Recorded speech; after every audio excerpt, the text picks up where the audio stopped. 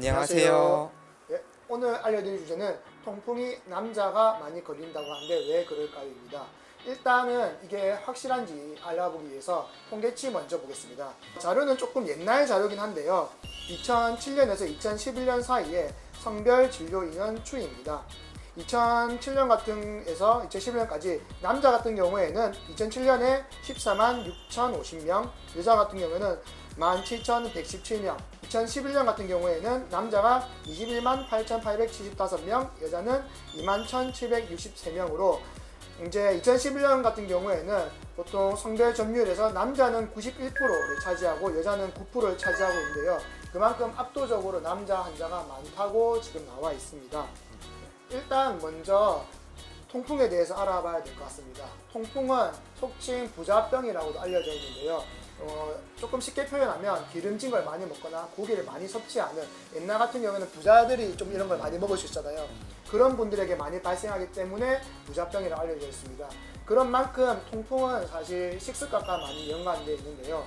조금 기름지고 고기를 많이 먹다 보면 이제 과요산 혈증이라는 것이 생기게 되는데, 이것이 요산 결석을 만들고 통증을 만들어내게 됩니다. 통풍의 증상은 우리 급성 발작성 통증이라고 하거든요. 사실 그만큼 통증 강도가 엄청납니다. 한번 이제 통증이 오기 시작하면 급성적으로 통증이 심하기 때문에 굉장히 많이 이제 통증 호소하시게 되는데, 보통 관리도 잘 하셔야 되고 이게 또 심지어 재발하기도 쉬워요. 그래서 정말 스스로도 관리하고 치료도 잘 해야 되는 것으로 좀 알려져 있습니다. 네, 이제 먼저 말씀해 주신 것처럼 이 통풍의 원인은 음식 섭취가 문제가 된다고 많이들 이제 알려져 있습니다. 근데 이것을 조금 더 전문적으로 표현을 하자면 고퓨린 식사가 문제가 된다라고 말씀을 드립니다. 이제 말 그대로 퓨린이 많이 들어간 음식을 섭취했을 때 문제가 된다라고 볼 수 있는데, 우리가 이 퓨린이 많이 들어간 음식이라고 하면 동물의 내장 또는 게나 새우 같은 갑각류 및 해산물, 그리고 맥주와 같은 알코올 등을 예를 들 수 있습니다. 그래서 이런 음식들이 먼저 이제 원장님이 말씀하신 것처럼 기름지고 또는 좀 양을 또 그런 것도 많이 드시고 이러면은 이제 몸에 축적이 되는 그런 내용이 있겠죠. 이 퓨린이라고 하는 물질이 몸속에 대사 과정을 거치고 나서 남는 것이 바로 요산입니다. 그래서 이 통풍을 일으키는 물질은 요산이라고 말씀을 드릴 수 있는데요. 여기서 이제 중요한 내용이 있습니다. 여성 호르몬에는 신장의 요산 배출을 촉진시키는 작용이 있습니다. 그렇기 때문에 남자와 여자가 똑같은 음식을 장기간 섭취한다고 가정을 했을 때에도 남자는 여자보다 요산이 많이 축적될 수밖에 없습니다. 앞서 저희가 통계를 봤는데 거의 남자와 여자가 9대1에서 10대1 정도로 거의 9배에서 10배 이렇게 남자가 비율이 훨씬 높은 걸 우리가 확인을 했는데요. 이것은 다른 문제가 아니라 여성 호르몬이 가지고 있는 그 요산 배출을 촉진하는 작용 때문이다라고 결론을 지을 수 있습니다.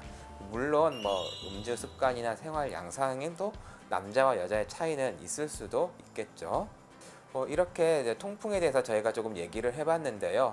그렇다면은 이 통풍을 치료하려면 어떻게 치료하는 게 좋을까요? 일단 통풍 환자가 한영 오신다면 아무래도 가장 기본이 되는 치료는 침 치료가 될 것입니다. 그래서 염증과 통증을 조금 잡아주는 게 제일 1순위고요.